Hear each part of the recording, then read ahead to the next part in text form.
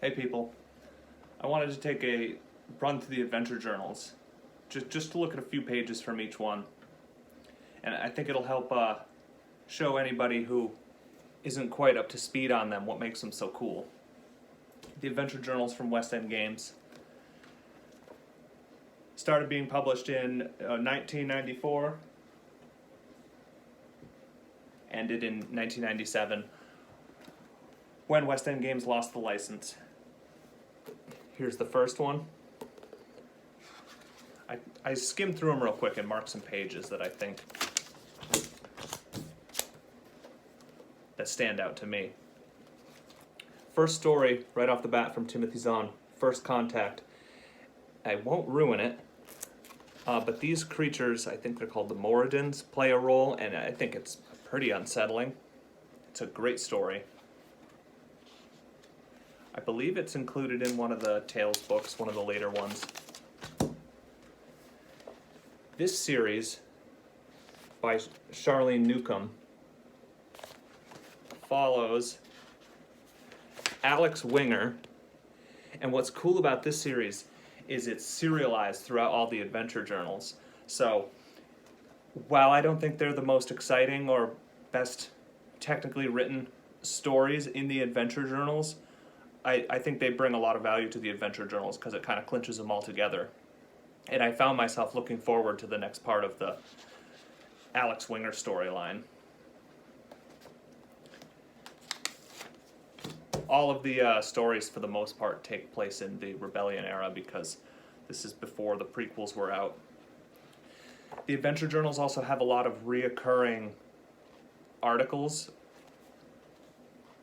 The first one being Smuggler's Log, and it follows a character named Platt O'Keefe.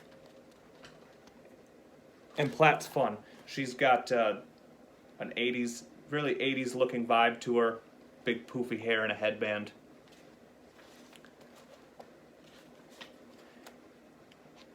And to be clear, the adventure journals are, you all already know this, but they're to provide extra background and supplement material for playing the tabletop RPG. Wanted by Kraken is one of the next features that's in many of the adventure journals. Kraken, who goes on to be a character and his son in the X-Wing novels, I'm almost positive he got his start here with West End Games.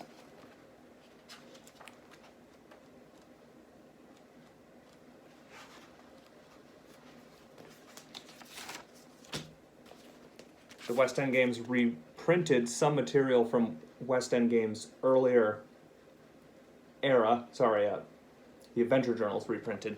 This is a solitaire adventure.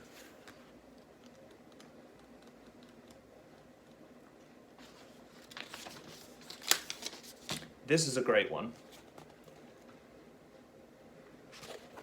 These stories are this weird combination of prose and comics, and they're not in every one, but they're at the back of a lot of the issues of the adventure journals.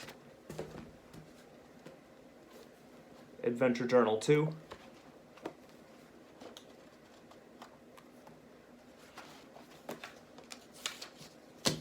Here we have Patricia A. Jackson's first story, her Drake Paulson stories. This story doesn't start strong, and Patricia A. Jackson's stories aren't widely popular in the fandom, is the impression that I get, though I think that her writing is great. I think that her vibe is just not quite right for people. It's pretty solemn and serious and dramatic.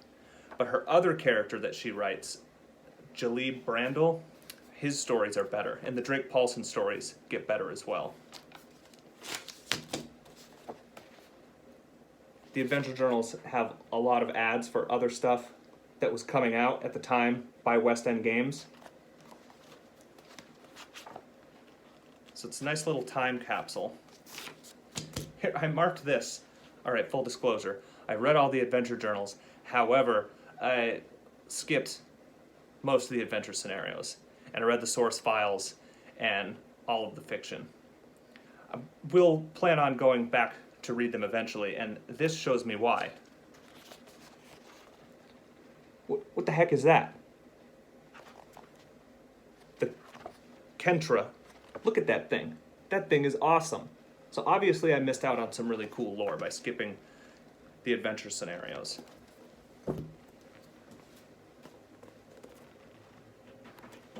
Adventure Journal 3. Another ad for more West End Games source books.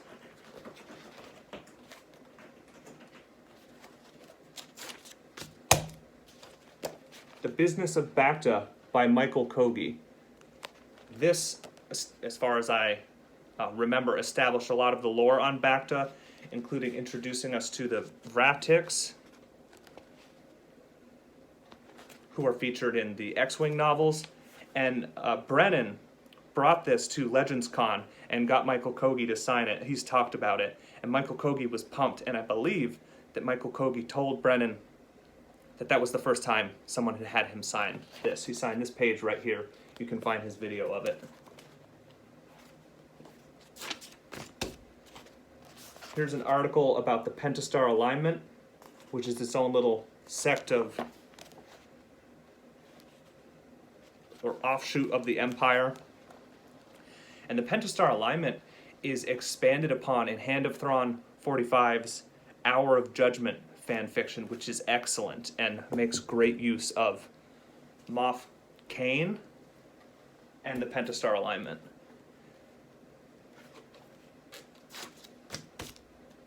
Here's another feature, Galaxy-wide Newsnet. What's fun about this is it's little snippets of news from different news organizations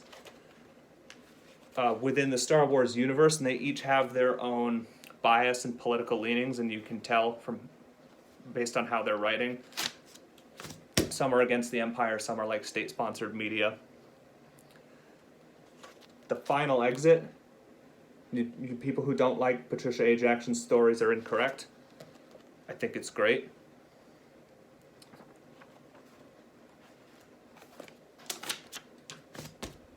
Here's another Platt O'Keefe. Here's a better picture of her. Here's what I want to know. Where's the Platt O'Keefe cosplayers? You people, you just need to put on a big hair wig like from the 80s and a headband and like a bomber jacket. And if you're at a Star Wars convention, especially one centering around the expanded universe, people are going to know you're Platt O'Keefe. So, I'm just saying. I think, here's our man Pablo. I think this is the first stuff he did for Star Wars. These little comics. Could be wrong.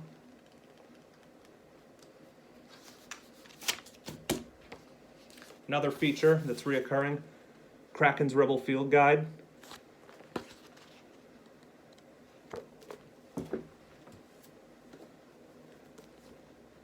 Adventure Journal 5.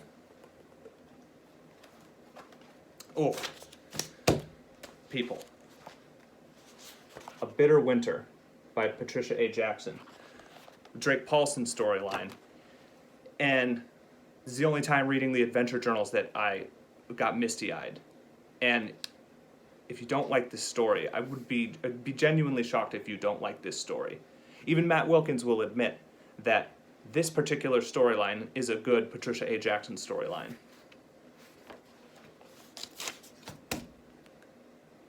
Right, yeah, so I skipped this. The Wind Riders of Tolaran. It looked familiar when I was skimming back through this, because I later read this, which is a Filoni era digest, and I don't know if they're consistent with one another. Someone please tell me. Or if this just builds off of this. I don't believe Filoni actually had any creative involvement in these comics. Could be wrong.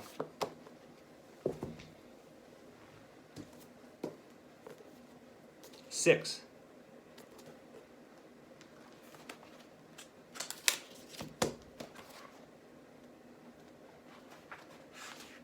So this is another. We've had several up until now. I just haven't shown them all.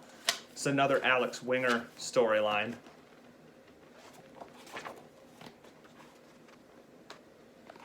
And in this one, Luke shows up, which I thought was pretty significant. And lucky Alex, look who she gets to kiss. Wow.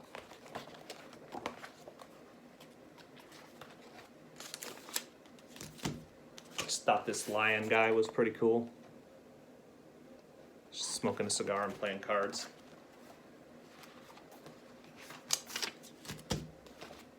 Here's an ad for the upcoming Dark Strider campaign.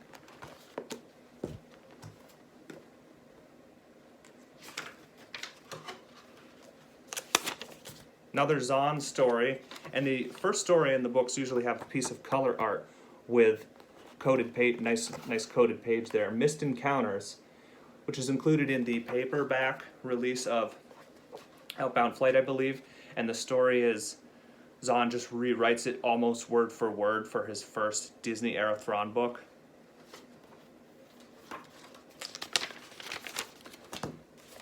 Missed Chance. Here's Corran Horn and Whistler, and I think, written by Michael Stackpole, that's our first appearance of Corran Horn. He's either he's working on or it's about to be published, the first X-Wing book. This is a great article, for I don't know why, one of my favorite ones. The History of the R-Series Astromech Droids by Pablo Hidalgo. And I just found it so interesting. By the way, if you want to read these, go find them on StarWarsTimeline.net. All of the adventure journals are archived digitally. It explains, look at the R1 droid. It explains the purpose and development of all the R-Series astromechs all the way up to the R7. I don't know how many we got beyond that in the EU.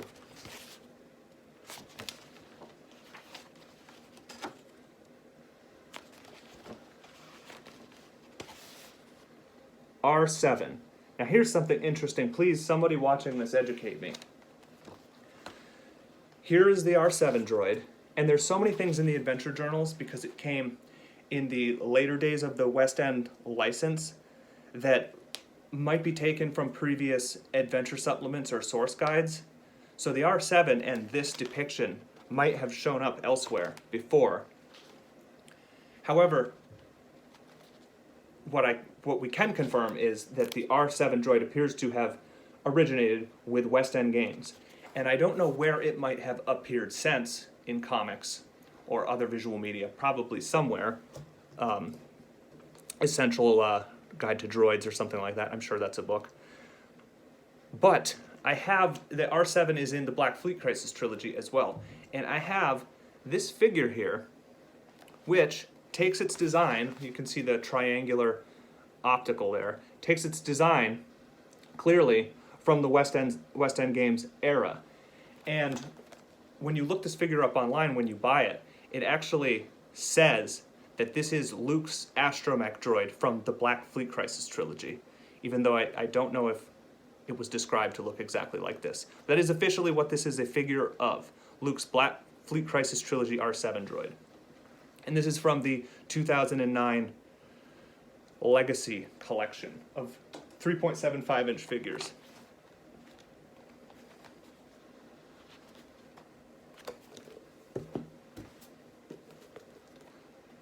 There's that Santa Yoda art we love. Oh, I love this piece of art with her hair with that alien green. The contrast is great.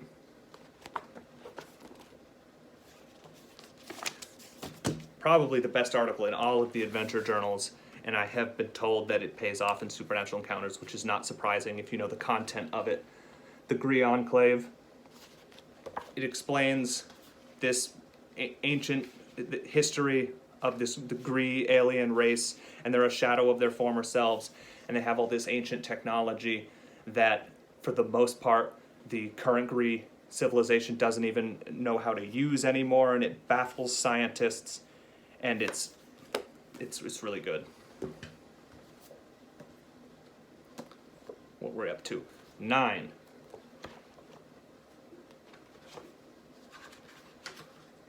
We also have ads for other stuff West End Games was doing. Kind of wish they'd use the color on Star Wars stuff. Great piece of art. That story is reprinted in one of the latter two Tales books, the Tales of the Empire, Tales of the New Republic. Combat Moon by John Whitman. I forgot that this was in here, and I went back through and was looking at it, and it has this completely excellent, look at this ridiculous art. The art is, inspired from an era earlier than the 90s, as well as this bit that I'll read you in the pacing of it reminds me of old comics. I haven't read that many old comics, but it reminds me a bit of Jack Kirby's Fourth World, which I have read. For centuries, the human Rabonites and the insectoid Skur had been settling their differences by sending their best warriors to engage on one-on-one combat on a desolate moon. Once again, a crisis has arisen, and the warrior from each faction prepares to battle for his people. But when the Empire sneaks in as a third party, both warriors must learn they have a common enemy on the Combat Moon.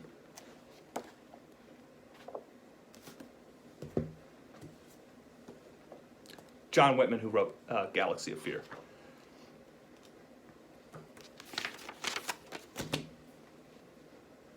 Great piece of art.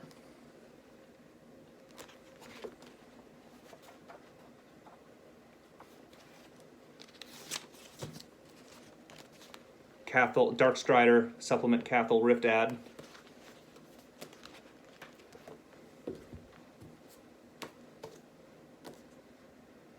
Number 11. This one is super expensive on the secondary market. I bought mine in a lot, and this probably explains why the lot wasn't more expensive, because this one's all jacked up. It came taped.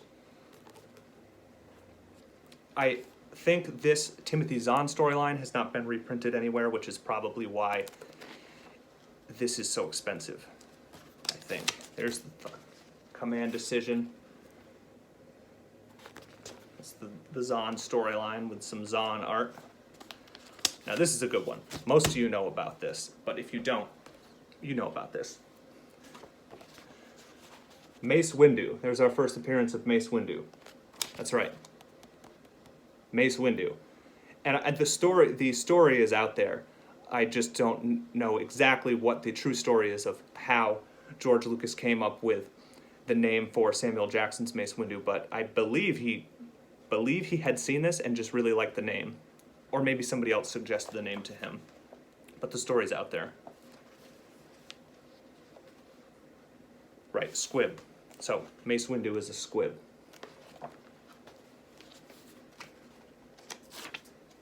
This is a great feature, reoccurring feature, Alien Encounters.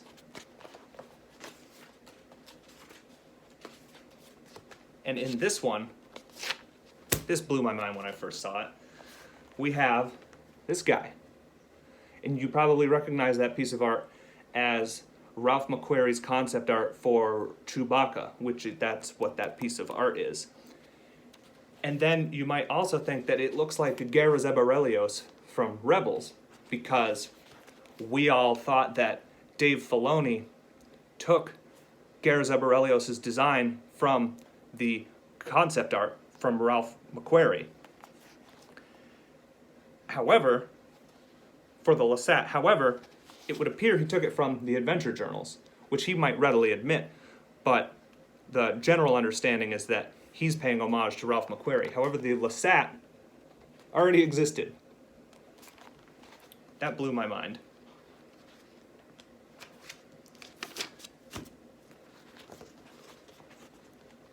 People, can we get some Platt O'Keefe cosplay?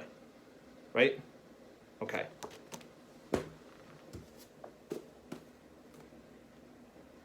Number 12. A team-up by Patricia A. Jackson and Charlene Newcomb, where Alex Winger meets Jaleel Brandel. I'm actually not sure if the storyline is excellent. because I don't really remember it. But it was cool to see those two reoccurring storylines and authors team up. Here's a cool article. Pablo Hidalgo's Shapeshifter article. It's not comprehensive of everything that is all the shapeshifters in the EU now, or perhaps even that were in the EU then. I think there's only 4. But the Shido is one of them.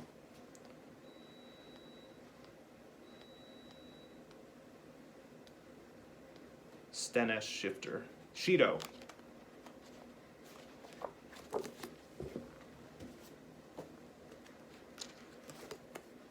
Number 13.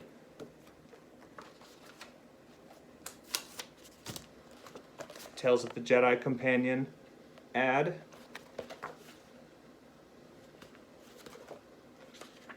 They seem to pour a little bit more money into the graphics of the Galaxy-wide Newsnet feature here in some of the later issues.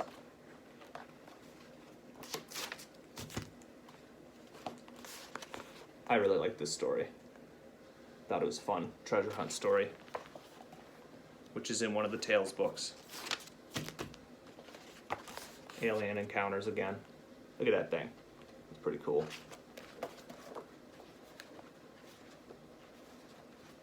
Hey.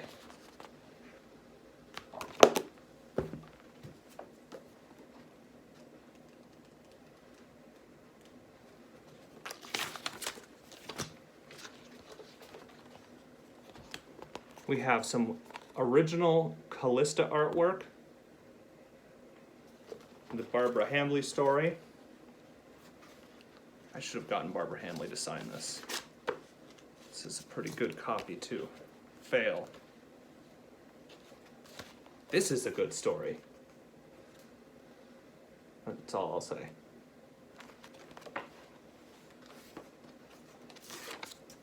Some cool Empress Teta art. Maybe it's taken from something else in West End Games. This feature's got some cool archaeological descriptions of artifacts.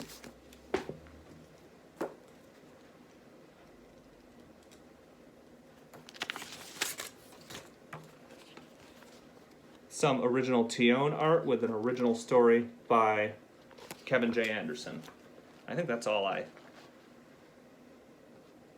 put in here. It's another Patricia A. Jackson storyline.